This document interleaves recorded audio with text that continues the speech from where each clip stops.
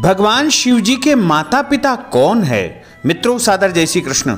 हमारे YouTube channel में आप सभी का बहुत बहुत स्वागत है। मैं हूं आपके साथ आचार्य धर्मेंद्र शास्त्री। ब्रह्मा विष्णु महेश त्रिदेवों में से एक देव है भगवान शिव, जिन्हें हम भोलेनाथ भी कहते हैं, भोले बाबा भी कहते हैं, शंकर जी भी कहते हैं, शिव जी भी कहते हैं।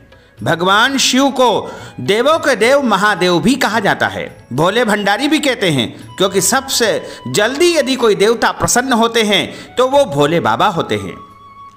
भगवान शिव को कई नामों से पुकारा जाता है, जैसे महादेव, भोलेनाथ, शंकर, महेश, रुद्र, नीलकंठ। तंत्र साधना में भगवान शिव को भैरव के नाम से भी जाना जाता है। सनातन धर्म में प्रमुख देवताओं में से एक देवता है भगवान शिव। वेद में इन्हें रुद्र के नाम से जाना जाता है। शिव इंसान की चेतना के अंतर्यामी है, यानी इस इंसान के मन की बात पढ़ने वाले हैं। इनकी अर्धांगिनी यानी देवी शक्ति को माता पार्वती के नाम से जाना जाता है। इनके पुत्र है जो कि भगवान गणेश जी तथा कार्तिकेय जी, और एक पुत्री अशोक सुंदरी भी है। शिव जी अपने अधिकतर जो है समय योगी मुद्रा में ही रहते हैं, ध्यान मुद्रा में ही रहते हैं, लेकिन उनकी पूजा शिवलिंग और मूर्ति दोनों रूपों में की जाती है। वैसे शिवलिंग का पूजन करने का विशेष महत्व है। प्रत्येक गृहस्थ में शिवलिंग का पूजन होना अनिवार्य रहता है, और शिवलिंग की संख्या जो है एक ही होना चाहिए, और अंगूठे से बड़े शिवलिंग का पूजन घर में नहीं करना चाहिए।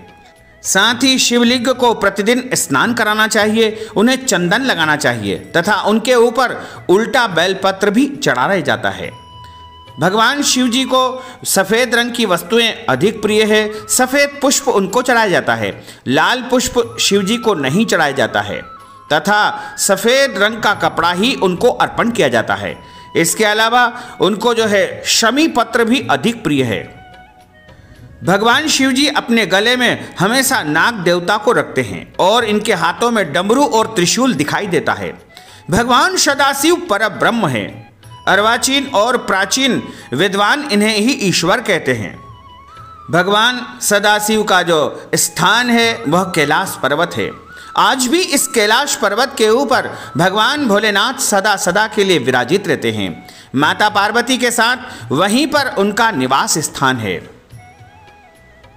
अकेले रह करके अपनी इच्छाओं से सभी को विचरण करने वाले भगवान सदाशिव ने अपने शरीर से देवी शक्ति की सृष्टि की, जो उनके अपने अंग से कभी अलग होने वाली नहीं थी। देवी शक्ति को पार्वती के रूप में जाना जाता है।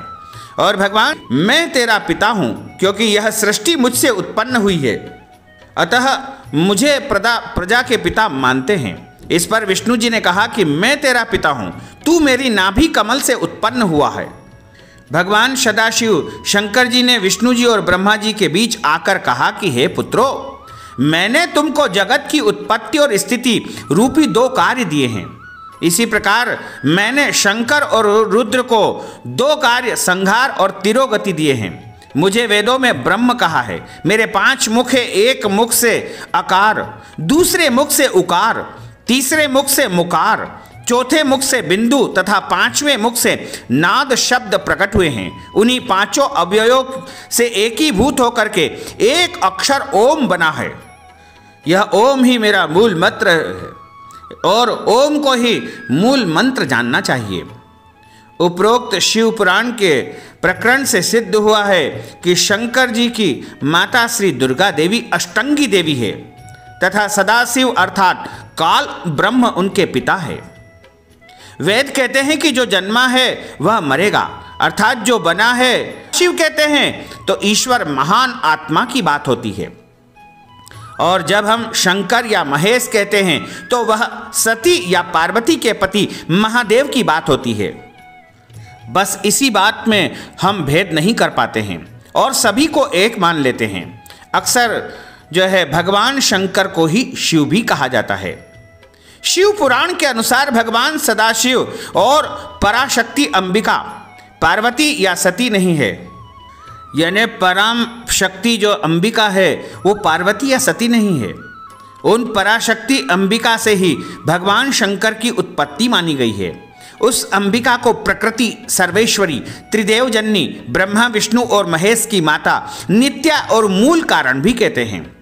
सदाशिव द्वारा प्रकट की गई उस शक्ति की 8 भुजाएं हैं। पराशक्ति जगत जननी, वह देवी नाना सदाशिव की अर्धांगिनी दुर्गा है। उस सदाशिव से दुर्गा प्रकट हुई। काशी के आनंद रूप वन में रमण करते हुए एक समय दोनों को यह इच्छा उत्पन्न हुई कि किसी दूसरे पुरुष की सृष्टि करना चाहिए, जिस पर सृष्टि निर्माण, वंश वृद्धि आदि का कार्यभार रखकर हम निर्वाण धारण करें। इस हेतु उन्होंने वामांग से विष्णु को प्रकट किया। इस प्रकार और तिरोभाव अकृत्य मुझसे प्राप्त किए हैं, परंतु अनुग्रह यानी कृपा करना नामक दूसरा कोई कृत्य पा नहीं सकता है। रुद्र और महेश्वर दोनों ही अपने कृत्य को भूले नहीं है, इसलिए मैंने उनके लिए अपनी समानता प्रदान की है।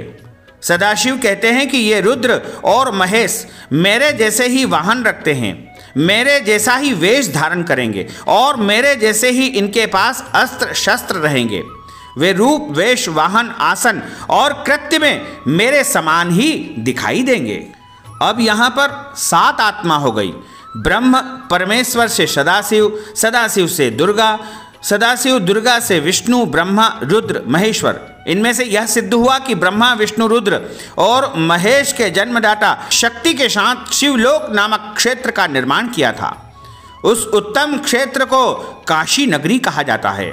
वह मोक्ष का स्थान है। यहाँ शक्ति और शिव अर्थात काल रूपी ब्रह्म, सदाशिव और दुर्गा यहाँ पति के रूप में। इस प्रश्न का उत्तर देते हुए भगवान शिव का पालन करने वाले भगवान श्रीहरि अर्थात भगवान विष्णु ही मेरे दादा है। भगवान की इस लीला से अनजान ऋषियों ने फिर एक और प्रश्न किया कि जब आपके पिता ब्रह्मा है, दादा विष्णु है, तो आपके परदादा कौन है? तब शिव ने मुस्कुराते हुए उत्तर दिया कि स्वयं भगवान सदाशिव मेरे परदादा है। इस प्रकार भगवान सदाशिव के माध्यम से ही भगवान शिव की उत्पत्ति हुई है। तो सदाशिव भगवान शंकर जी के पिता है और पराम्बा भगवती जगत जननी शक्ति, आदि शक्ति जो है भगवान शिव की माता है। चूंकि भगवान शिव जी का जन्म गर्भ से नहीं हुआ है, वो प्रकट हुए हैं, इसलिए वो जो है कभी भी उनकी मृत्यु नहीं होती है, यानी वो अजर अमर अविनाशी है। और आज भी इस पृथ्वी पर कैलाश पर्वत के ऊपर भगवान भोले बाबा का निवास स्थान है। तो आप सभी भोले बाबा की इस दिव्य और ज्ञानमयी कथा को अधिक से अधिक लोगों को शेयर करिएगा, लाइक करिएगा और कमेंट बॉक्स में भोले बाबा का नाम अवश्य लिख दीजिएगा। साथ ही यदि अभी तक आपने सब्सक्राइब नहीं किया तो अभी और इसी समय सब्सक्राइब अवश्य कर लीजिए। आपको और आपके पूरे परिवार को सादर जय श्री कृष्ण, सादर धन्यवाद।